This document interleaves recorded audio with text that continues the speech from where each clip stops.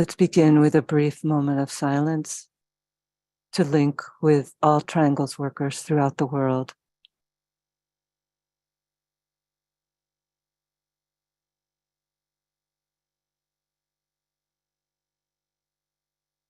We know, O Lord of life and love, about the need. Touch our hearts anew with love, that we too may love and give. So welcome to this Triangles meditation group. And we appreciate your cooperation each week in helping to strengthen the planetary network of triangles. Today is December 12th, 2022. This platform is also available to introduce triangles to people who are new to it and to aid them in the forming of triangles. So if you're new to this work, welcome.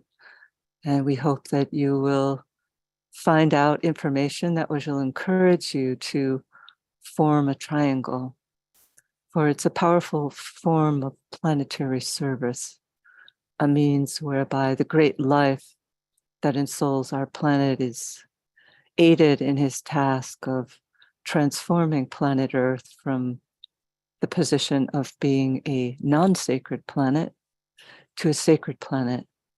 And one of the means whereby that is undertaken is through the etheric network, the energy body of the network, being changed from one of squares, which is reflective of the personality nature, into a network composed of triangles.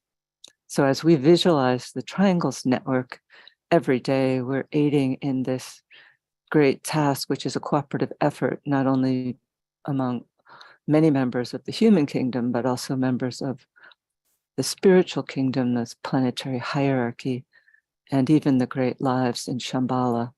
So it's a great cooperative effort, and we appreciate all of your contributions to this work. Triangles is a daily practice, so it is a commitment. 3 people agree to link up with each other in thought each day, mentally and spiritually, no matter where they live. And you don't have to coordinate the effort by time. You just simply have to link up every day and visualize your triangle as lines of lighted, golden, loving communication between the 3 of you. And then you extend that triangle, visualizing your triangle as part of the larger planetary network of triangles. And as the network is visualized, the great invocation, a powerful world prayer, is sounded in order to release the contacted energies into the consciousness of all human hearts and minds. So it need only take a few minutes each day and can therefore be fit into even the busiest of schedules. So as we do each week, we're going to now work with a brief visualization. So let's visualize the planet as a sphere of lighted energy. And in the center of that sphere, let's visualize a triangle composed of these 3 planetary centers of Shambhala, hierarchy, and humanity. Visualize them as 3 spheres of energy at each of the points of the triangle. And visualize these energies intersecting, moving from point to point, filling the triangle with light.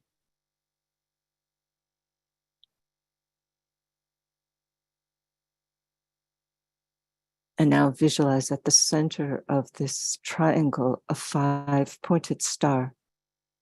This is the star of the world teacher, linking east and west. past and future, filling the triangle with light,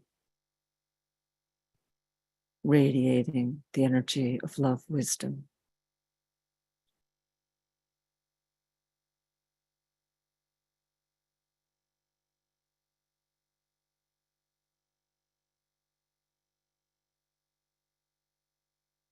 And now visualize again the sphere of the planet as a lighted sphere, the blended energies of these three planetary centers, radiating forth through the planetary network of triangles, distributing the energies of light, love, and power, irradiating all human consciousness.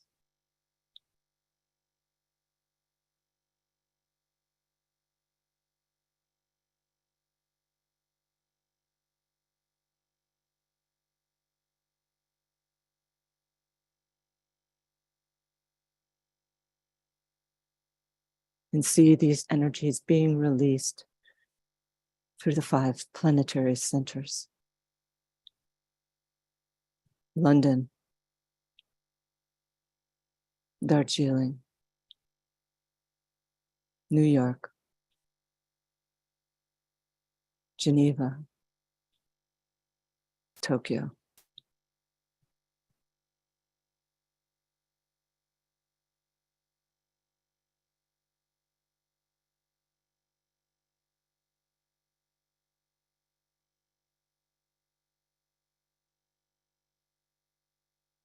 And linking together, we sound the affirmation of love.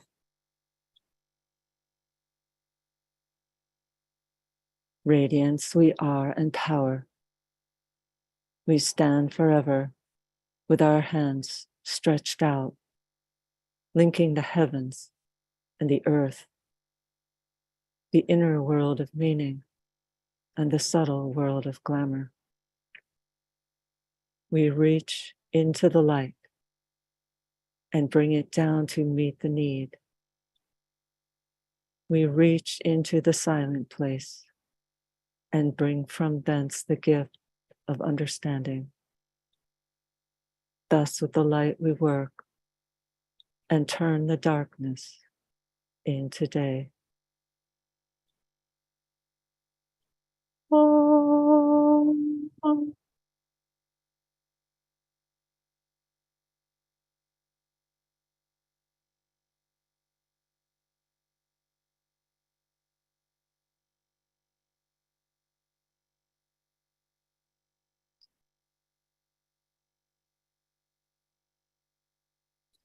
And after our meditation today, we're going to have as our guest a returning presenter named Brad Burke, who lives in upstate New York and is a founding member of the Life Bridge Sanctuary.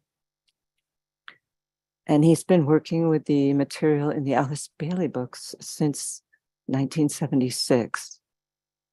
And he's organized conferences on peace building and has worked in the mental health field for decades. And Brad will be sharing today on the theme of esoteric psychology and psychoanalysis. And then I wanted to announce that this coming Saturday, the Lucis Trust will be holding a seminar with the title of Externalizing the Soul Principle, Psychology and the Service of the Plan. And so if you'd like to find out more information about that, please go to the Lucis Trust homepage.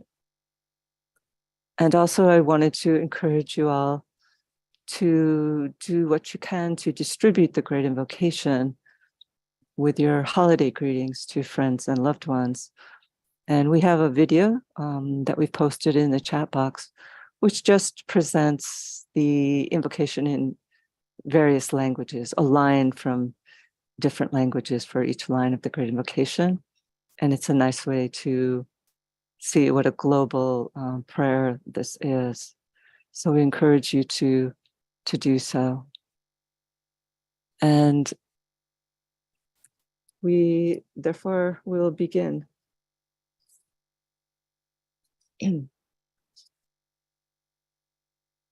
So I just wanted to share a few brief kind of introductory thoughts on this field of psychology, its past, and where it might be heading.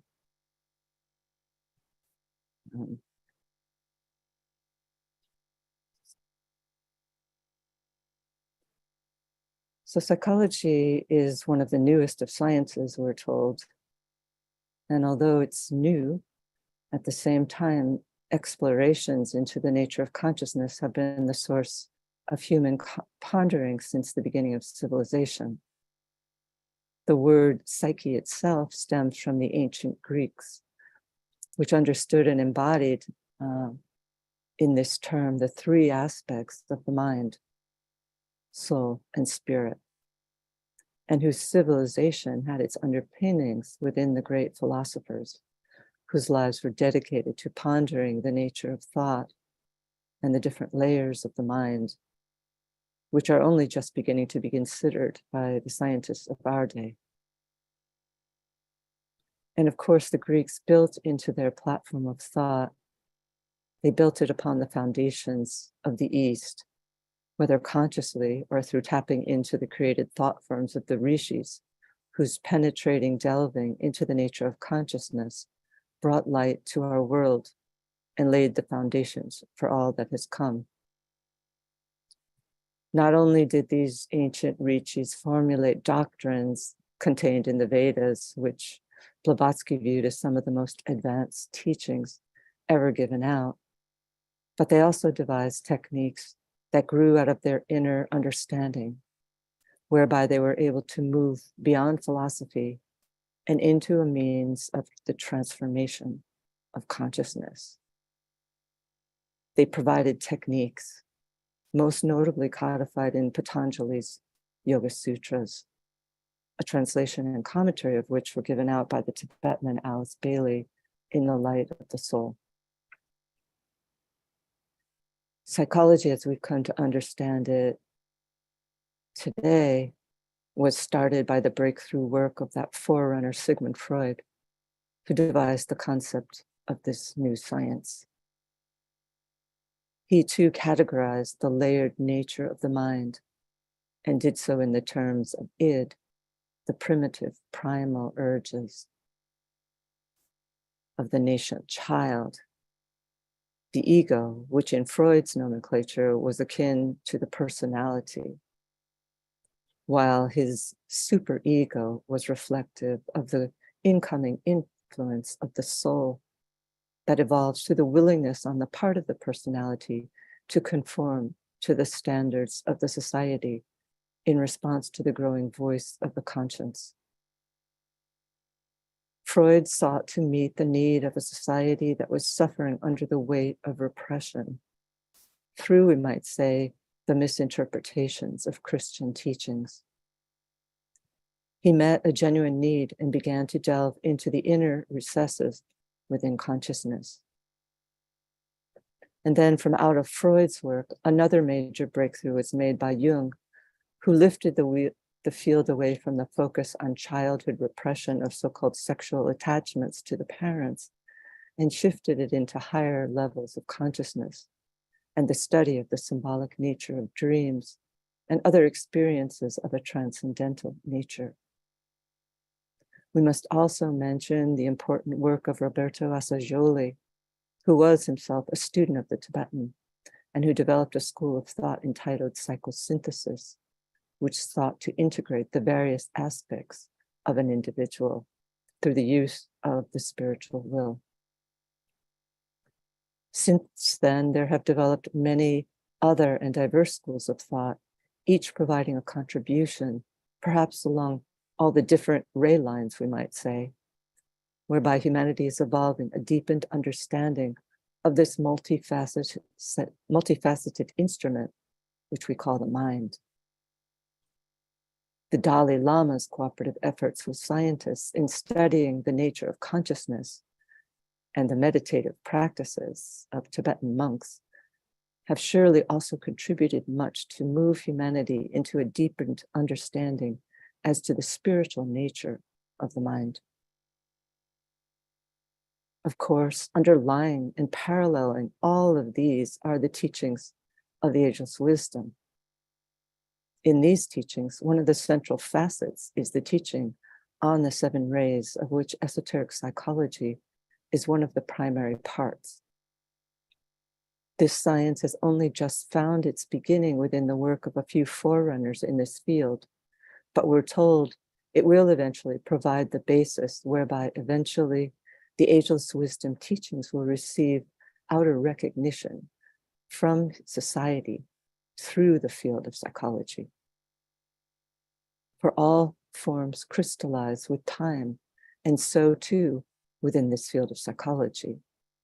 All departments of human living must evolve to meet the needs of the constantly evolving humanity. The new psychology, we're told, will utilize and have for its basis the teaching on the seven rays and esoteric psychology. We know, for example, that Jung and Assagioli both used astrology in their practices, and with the incredible outgrowth of interest in this field today, it is surely being used by many more psychologists today. The teaching on the rays is more subjective, however, dealing specifically with the quality or soul aspect, which is subtle, but nonetheless an attempt must be made, for without a basic understanding of the rays, the deeper aspects contained within an astrological chart will be left out. We're moving today from an age of belief, from a time when humanity has, by and large, been predominantly astrally polarized. At the ending of an age, it is always challenging to see through the glamours that naturally arise. This general condition is surely being fostered as well by the passing of the planet Neptune, the planet most closely associated with deception and glamour, through the sign of Pisces, which often also has challenges distinguishing between reality and glamour. But at the same time, Pisces and Neptune could be considered two of the most exalted energies, highly spiritually significant, reflective of the duality of this sign and planet. For Neptune is the planet most closely associated with the Christ, with the Buddhic plane. And the Tibetan, in fact, indicates that Neptune in Pisces is reflective of the initiation of humanity as a whole. Therefore, we can see the tremendous importance of this time and the opportunity it's providing us. On the one hand, it is contributing to the depths of glamour, but at the same time, it's instrumental in awakening the consciousness of humanity, and it's fostering its ability to arise into an initiatory movement. And into this mix, there stands the struggling disciple, humanity.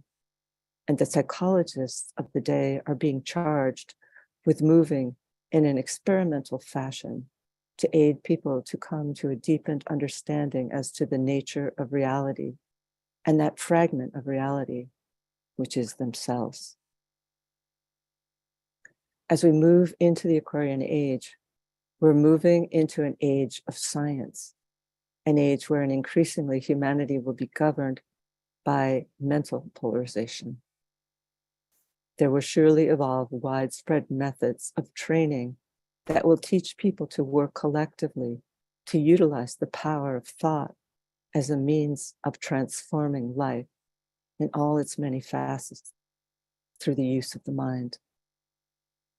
Of course, the work of triangles is a forerunner in this regard, harnessing the tremendous power of the great invocation and the etheric network to help lift our planet out from under the grip of the lower Neptunian manifestations and into the light of that which permits entry of the truth, the coming one. If the Tibetan told us that the effective use of the Great Invocation by a small group of his students prior to the Second World War could have averted that war from precipitating onto the physical plane, we can today see the power which this invocation wields to aid in precipitating the externalization and the subsequent reappearance. And this is our primary purpose.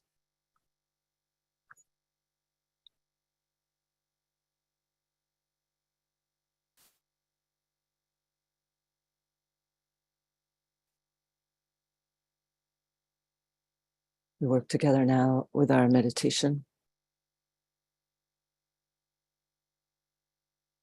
integrating as a group,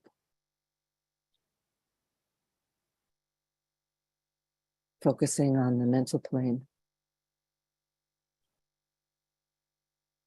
at the center of the evened arm cross of discipleship, linking in thought as a soul, as a point of love and light with all those people throughout the world who are working with this Triangles meditation group.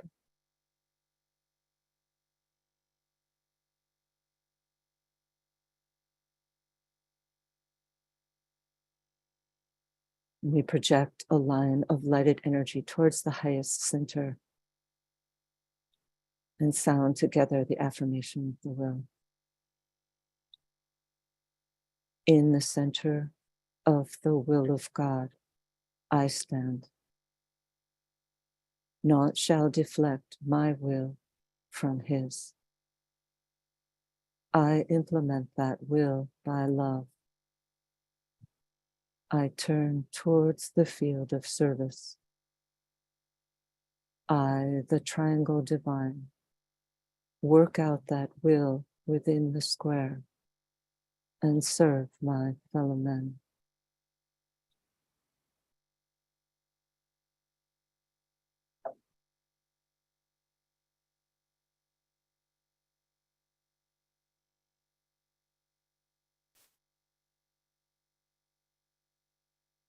Visualization.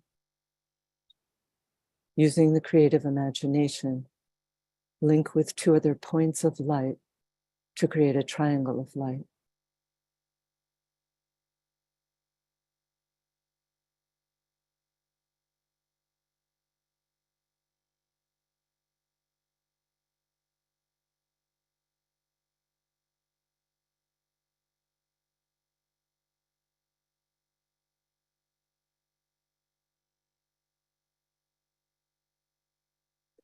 Visualize the triangle in which you are working as an essential part of the radiant worldwide triangles network.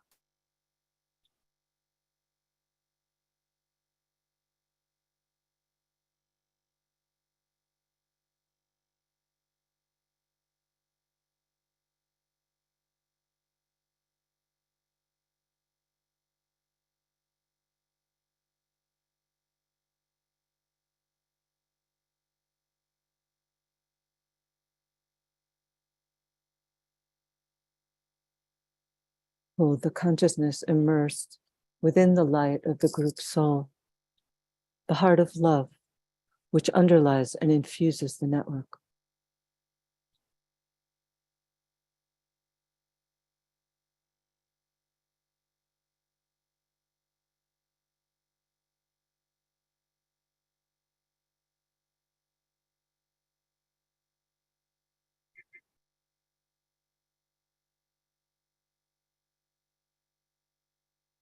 Now lift the consciousness to the world teacher, who stands as the heart of love at the center of the spiritual hierarchy and also at the heart of each triangle.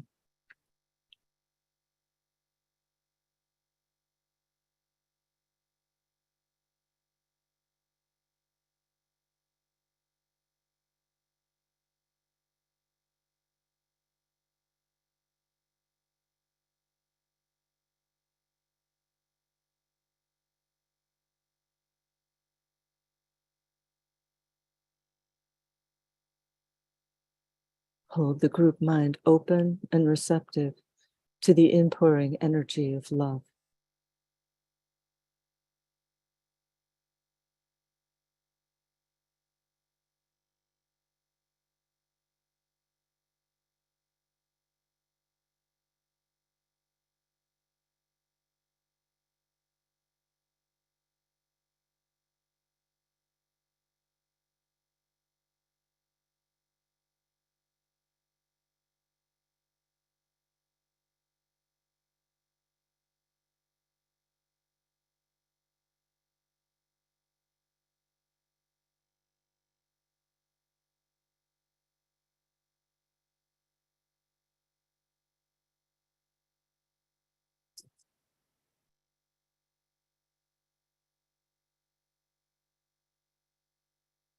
Visualize the energies of love, light, and goodwill circulating in and around the triangle's network, from point to point and flowing out through the network into the minds and hearts of people everywhere.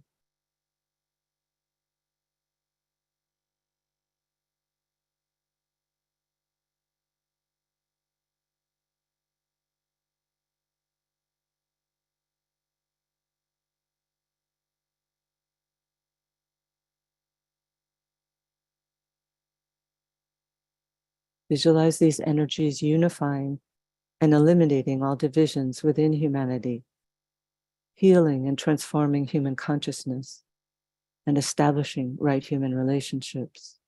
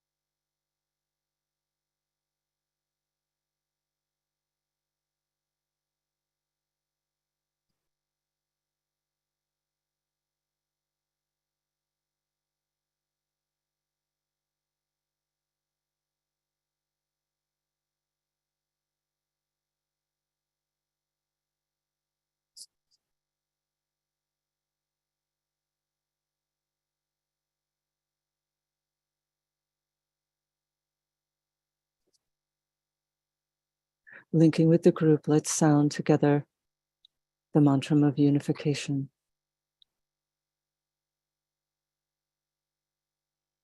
The sons of men are one, and I am one with them. I seek to love, not hate. I seek to serve and not exact due service. I seek to heal, not hurt. Let pain bring due reward of light and love. Let the soul control the outer form and life and all events, and bring to light the love that underlies the happenings of the time. Let vision come and insight. Let the future stand revealed. Let inner union demonstrate and outer cleavages be gone. Let love prevail. Let all people love.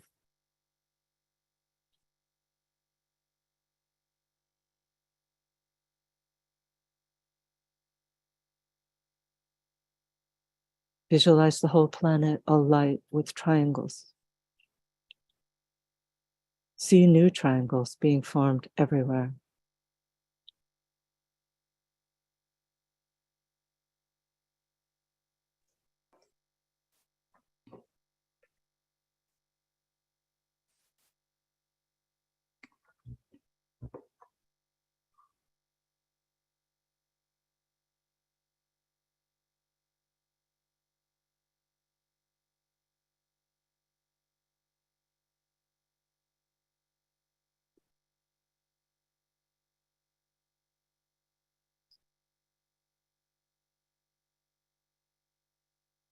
Distribution. Sound the great invocation silently or aloud. And as we repeat each stanza, let's visualize the network acting as a link between the world of spiritual realities and humanity, as a channel through which light, love, and divine purpose may flow into human consciousness. From the point of light within the mind of God, let light stream forth into human minds. Let light descend on earth.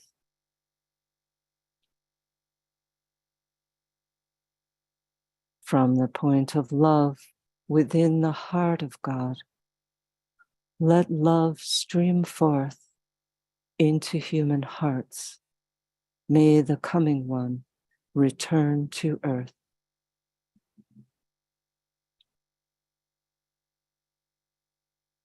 From the center where the will of God is known, let purpose guide all little human wills, the purpose which the masters know and serve.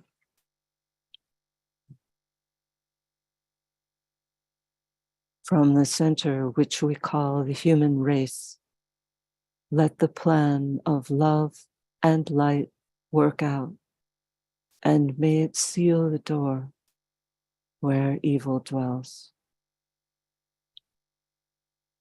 Let light and love and power restore the plan on earth.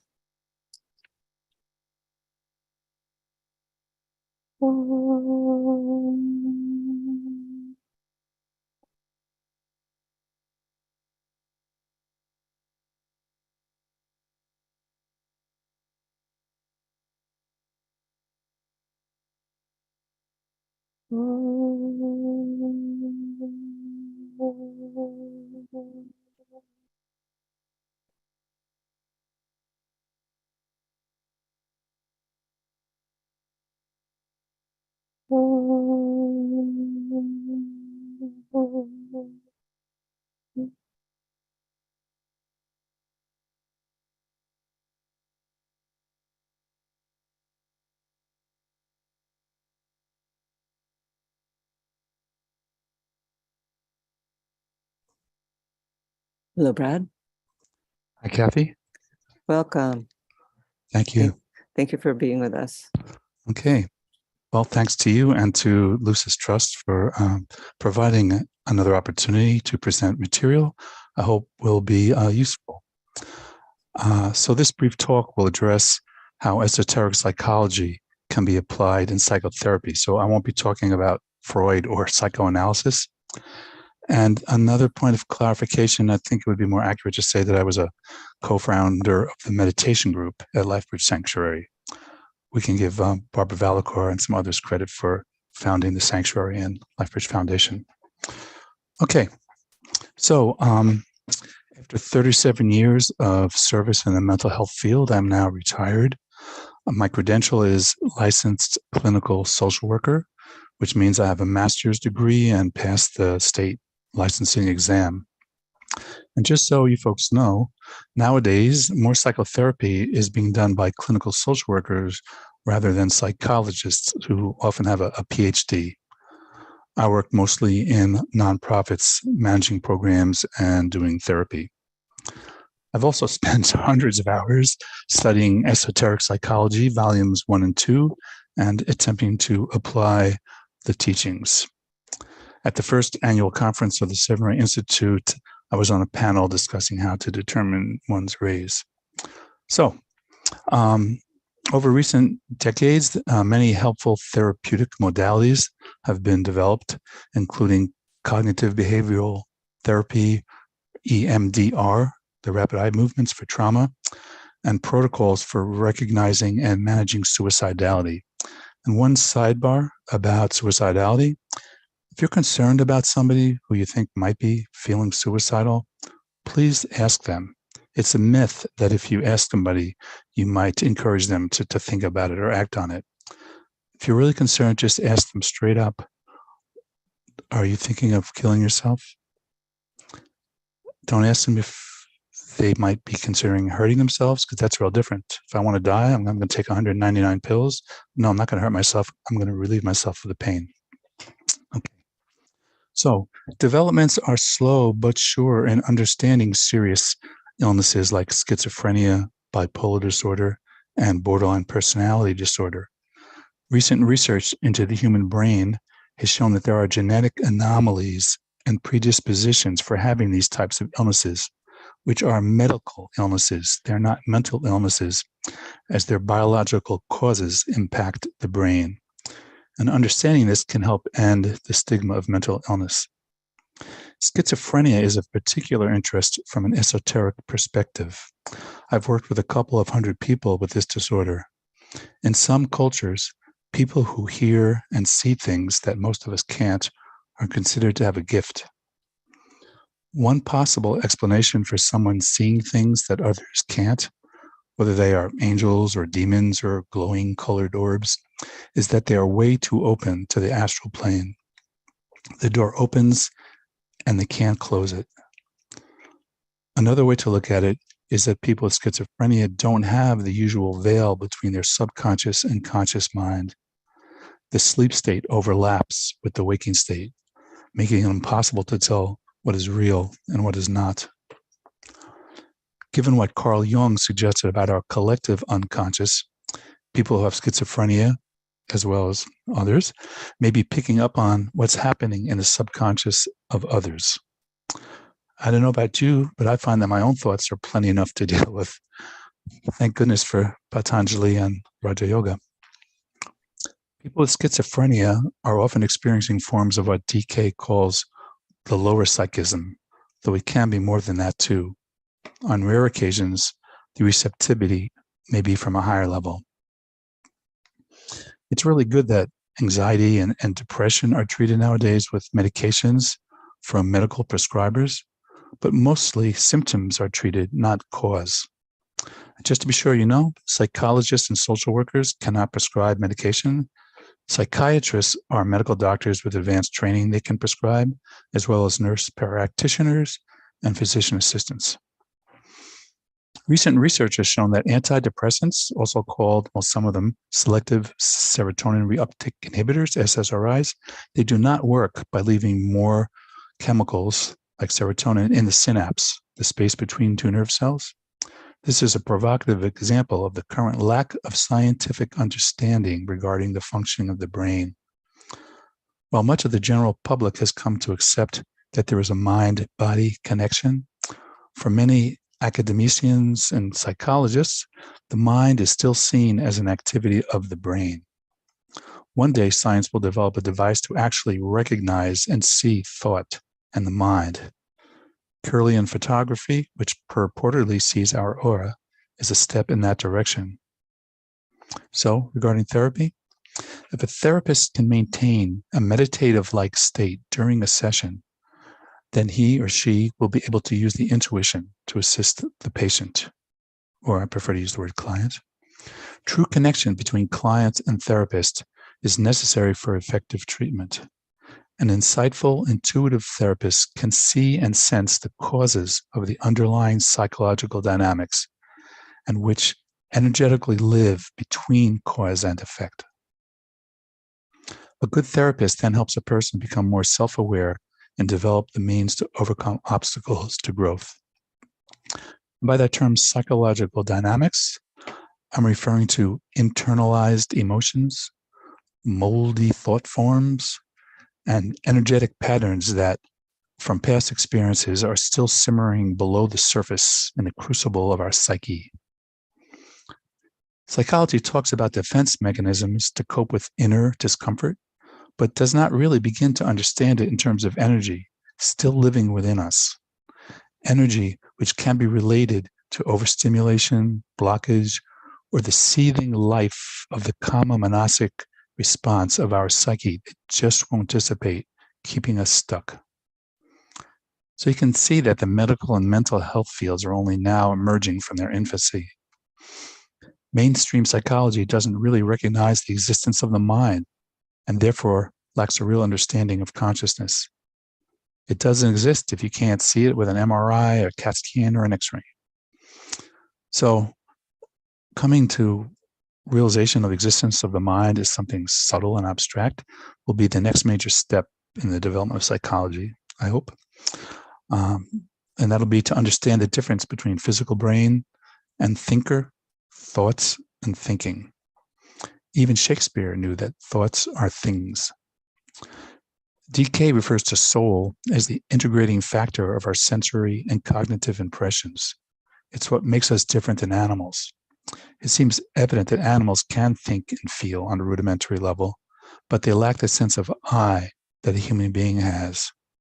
And from studying DK's work via Alice Bailey, we know that it's the soul that produces and is consciousness itself. The mind is the sixth sense and is the soul that integrates all experience. Consider who is thinking, who imagines and creates, who chooses a career, who prefers a Mozart rather than the Beatles. How could a brain, that mushy, bloody blob of tiny electric wires, do those things? Aren't the convolutions of our brain the physical manifestations of the nadis in the head, those filaments which are the energetic conduits of our etheric body? It's the same as the endocrines being the physical precipitation of our chakras. The root of the word psychology is psyche, or soul. This meaning is currently lost in modern psychology, as it doesn't recognize that we have or that we are a soul. Of course, branches like transpersonal psychology and psychosynthesis do recognize that. What's coming is a coalescing of psychological, scientific, and spiritual fields. These distinctions are apparent, not real or necessary. Consider H.P. Blavatsky's subtitle for The Secret Doctrine, The Synthesis of Science, Religion, and Philosophy. Meditation is often used by so many folks these days to manage stress, but not for deepening contact with the soul. Meditation will increasingly become part of therapy as the masses become more accepting of the soul as something we can experience. The soul can eventually be seen as the source of our conscience, and that word means with knowing, con-science, with science. Well, who is actually doing the knowing, and where is that info coming from? Guiding someone to hear and follow their conscience can have profound value. Astrology can be very useful if the client's chart is available, but I emphasize to keep it real simple. Knowing the sun sign, which is essentially about the personality and its tendencies and characteristics, can be helpful at present. We already are our sun sign. The ascendant represents the energetic qualities available for the soul to use in order to express itself and its intentions. First house, it's the self, but in esoteric psychology, the self is the soul, not really the physical body. A client who is open to what astrology offers can be encouraged to try and use the qualities of the ascendant.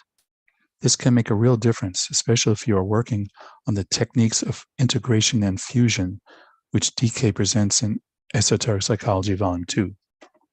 Creative pursuits and productive service may be a result of these efforts. So, the 7 rays. Can we truly know the rays of another person? A fascinating idea, but it's often too early for us to really know another's rays, or maybe even our own. We can't rely on our concrete mind to make this determination, as it makes too many associations. We need to sense the vibration and the expression of the rays. One supposed ray structure is just for us to consider in therapy, not for the client. There is a risk of the therapist acting on a wrong assumption. Because the client is very analytical, I might accurately think she has a 5th ray mental body and that she is too analytical and too cerebral. I might then steer her away from mental activities when actually her soul came into incarnation with a 5th ray mental body because the opposite is true. Let's say she has a 2nd ray soul, and in this lifetime, she needs to develop her mental abilities. And what if the client is into the Bailey books and wants to know what I think their rays are? Suppose because they love to plan and are so adaptable, they believe it when I tell them they have a 3rd ray personality, but they don't. I was wrong. Their whole sense of self can be distorted for decades, or maybe for the rest of this life. So I encourage you not to tell others what you think their rays are, but we can help each other work on it. And I love to do that. One of the best tools to determine your rays is to know your glamours. They are the low expression of the ray qualities, which we need to transmute into their virtues. Psychedelics have seen a renewal of use in therapy, but run a risk of misuse or experiencing more than one bargains for. There can be changes in the nervous system that may be permanent for just one use. One spiritually insightful use can change your life, but then it's up to meditation, not drugs, to get you to that altered state again. Just be exceedingly careful when you play with fire, even if it's called ayahuasca, which some call medicine. Some people with depression who use hallucinogens sink deeply into themselves and feel detached from the outer world, and the depression can get worse. Color therapy, primarily using colored light, is a field that will grow in the near future in therapy as well as healing in general. Sound therapy, exposure to tones and music, can disrupt stagnant thought forms and unprocessed emotions, and as I hope you all know, can be great for our mood. Sound can also build. Take a look at page 335 in Letters on Occult Meditation for info on the use of color and sound. Most minds function on the concrete levels of the mental plane. As we function more abstractly and become aware on and receptive to Buddhic and intuitional levels, we will have a more productive and service-oriented life. Other areas that will eventually evolve into the mainstream of psychology include this state of our chakras, a person's karma, their point in evolution, which personality vehicle is the target of the soul focus, and on what level we are polarized, usually emotionally, but maybe mentally, or hopefully we're at least just about getting there for mental polarization. Causal polarization is often a long-term goal for most of us. So, by studying the teachings on esoteric psychology and working it out in our own lives, we're helping to move forward the current state of the field of psychology. Esoteric psychology provides potent tools we can use to transform ourselves into what is possible, assist others along the way, and serve the plan. May we all be successful in our efforts. Thank you. Thank you, Brad. Mm-hmm. Very interesting thoughts you shared. I just have a few questions, and then we can open it up to the larger group. I was wondering if you have any thoughts about what structural changes we can make in society, such a big question, sorry, that we can undertake to better help people, especially young people, who are struggling mentally and emotionally. We could be kind and sensitive to each other. I mean, the world is so polarized now. You know, Democrats and Republicans, Ukraine and Russia, northern, southern hemisphere. I mean, our society is so concrete and greedy and individualistic and material. I mean, that's such a big question, Kathy. I mean, every single area of human life needs some structural changes. But maybe if they all just recognize that we're all in it together and we can be supportive of each other, then you might see some changes in educational systems and economic systems, et cetera. Yeah. The Tibetan speaks of other new types of psychology, but you really already addressed that, so I think I'll skip that one. Okay. Oh, here's one, that I always thought would be interesting to hear your view. The Tibetan sort of asks us to move beyond, in the field of psychology, focusing on abnormalities and into a study of genius. Do you know if this is being done and what results have occurred as a result? Yeah, I know that it is being done. I think it's mostly to do with study of the brain, but you're right. Psychology focuses so much on what used to be called abnormal psychology, on mental illness, and there's very little presentation of what is possible for a human being. You know, what does a healthy human being look like? I mean, there's a lot about resilience, especially in the field of trauma work. But, psychology should really be about growth and hopefully spiritual growth, because psychology is really, the study of the soul, and it's missing from psychology. So I hope we grow into a kind of work that helps accentuate what we potentially are and what a human being can become, and recognize what healthy mental health is. Yeah. It would seem that the recognition of the law of rebirth would be a key tool in helping people to understand the nature of genius.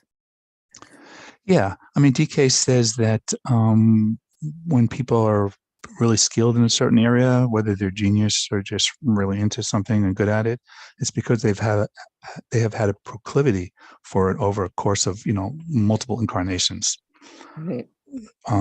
So sometimes somebody just is incredibly brilliant, and they have most of their brain cells going, and their IQ is 199. But other times, people just work on it and develop a skill.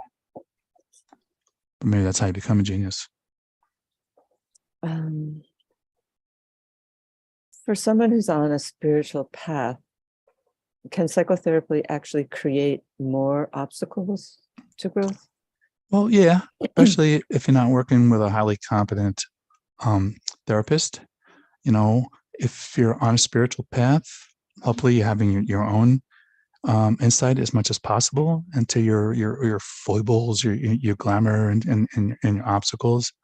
But when you are on the path and you seriously apply yourself to transforming yourself, then all the aspects of your lower nature rise up to the surface so that you can work with them and overcome them. But that can be a very uncomfortable experience. We can be taxed to the max, and especially in an era of profound intensification in all areas of human life and consciousness. It can make it really difficult for yourself. Right? Capricorn is a steep climb up the mountain. Yeah.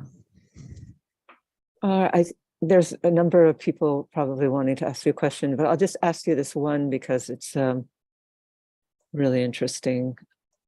For some time now, people have been speaking about the indigo children, children who are coming into incarnation with a seemingly very expanded state of consciousness, and some people might call them old souls. And I understand that you know such a child. And would you be able to tell us a little bit about this child? Well, you're probably talking about my grandson, who, even when he was just turned 3, was kind of demonstrating that he was like scientifically kind of brilliant. So, about the indigo children, though, I'm not really sure what that means, whatever you want to call them. I think it's just a lot of developed souls are coming into incarnation lately. Yeah. People on the path, they don't have to be interested in the path or esoterically inclined.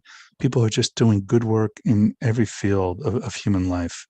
And you could tell that they're motivated by their soul. It's said that the soul comes into incarnation to serve. We always tend to think of it as we come into incarnation to grow and overcome ourselves and become perfect. Yes, true. But, service is primarily what drives this, let's call it, more advanced souls into incarnation. So just real quick, my grandson, who maybe is genius. I mean, he's just a regular kid who in one area completely excels. I'm not sure I really understand it, but more than development of the physical brain, I would say it's a soul quality. The causal body, of the soul, is a repository of all our experience, and so maybe some people are just more connected to certain aspects of that. Well, thank you. And so now I'll open it up to the group, and I see that Curtis has his hand raised. So, hello, Curtis. Hi. Yes, thank you, Kathy.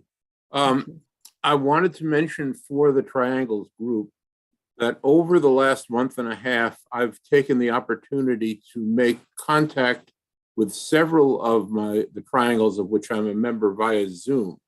And I would like to recommend that to everybody as a means of cementing the relationship in the triangle on a spiritual level. It's really very positive thing to do.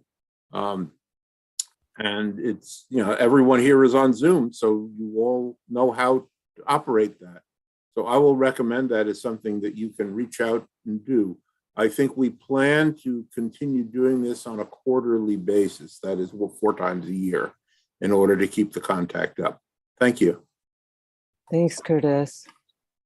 And of course, that's a suggestion that one longtime Triangles member has found effective, but there's no right or wrong way to work in your triangles. But I think that sounds like a very interesting thing, because we can be quite detached from some of our triangles partners, not knowing them much. And so perhaps connecting through Zoom would be a really helpful thing once in a while.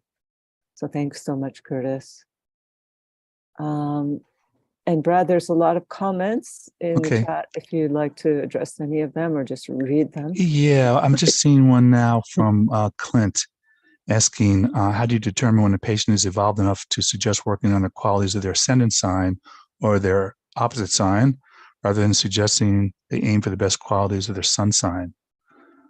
Well, I really don't much talk about astrology, but if it kind of comes up, the person has some basic interest, I might go there.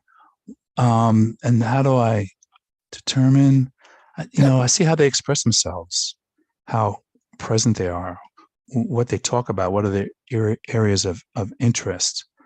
Are they on the path in their own way, whatever path that is? And I mentioned using intuition therapy, so maybe I'll give myself a little credit for being intuitive sometimes in my work with others. And sometimes I just get a sense that they'd be interested, but I'll go there gently first, and if they're receptive, then we'll have a conversation. I don't look for particular qualities. I just get a feel for their qualities. We're known by our fruits, how we express ourselves, and you pick up the vibe. And sure, you can always suggest that they tweak the qualities of their sun sign. But sometimes, the ace up the sleeve that helps us do that is to bring in the quality of the ascendant.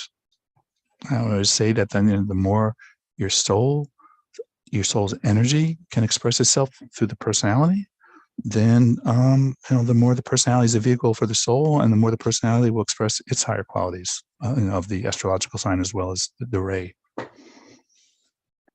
Yeah, it's also a tool, I think, primarily that the psychologists can use. I'm sure that Jung and Assagioli, for example, in their day, they studied the chart of some of their clients for their own understanding, to aid them in their ability to work more deeply with this client. But it doesn't mean that you have to discuss it or categorize the client, but it's just another tool. Yeah. There was a question, is it possible that somebody with, here it says, schizophrenia or schizophrenia can, through meditation, have some kind of control? Yes, but if you consider that it's a biological disorder, and sometimes the brain just suddenly just totally whacks out, and the person has no control of their thought process, and none at all. It's really sad. So some people, yes, and sometimes medication helps. Medication not for everybody. There's a lot of side effects, especially, if you take it for 30 or 40 years. But yeah, it's possible, but sometimes it's completely impossible. I should just say that in this training of the Arcane School, we are not able to work with students with severe mental illness, because we don't advocate at all meditative practice for such individuals. But because they're already so much overstimulation, and it can just exacerbate it. So it's better perhaps for the rest of this lifetime to just not focus on that area of life. Yeah, I would agree. A lot of people just really need to stay grounded or to get grounded. And so it's not just true for people with schizophrenia, but a lot of new age types who get into meditation, it is too stimulating or it's too abstracting. Yeah. And it's not always good. And even people who are seriously into occult meditation, like they might learn in the arcane school or from DK's books, sometimes you need to take a break and assimilate. You can still keep your alignment.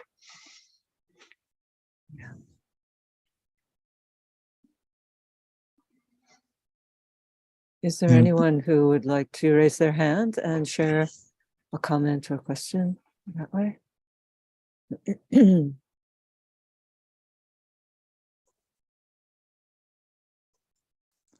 I'll just make one quick comment since Mhm. I don't see a hand. You might just think of those 2 volumes of esoteric psychology as a workbook, just like a treatise on white magic. Somewhere in DK says it's a workbook. And it's fascinating just in terms of, studying those 2 volumes of esoteric psychology and learning about psychology, but I think it's also really meant to be applied. Yeah, I mean, I think that's why he gave us the books ultimately. right. That's the challenge. It's very challenging. Yeah.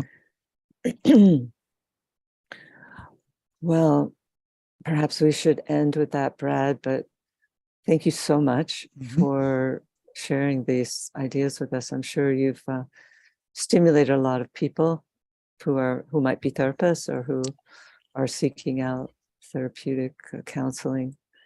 So really appreciate your gifts to share with us. Sure. Thanks. So Okay. let's just end with a moment of silence to visualize the planet surrounded by a sphere of lighted energy, a triangular grid.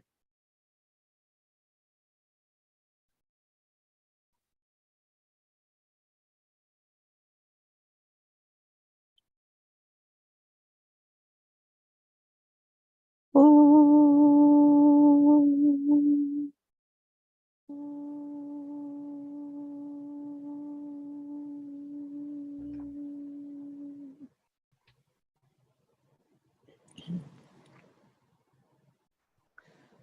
Thank you again. Bye.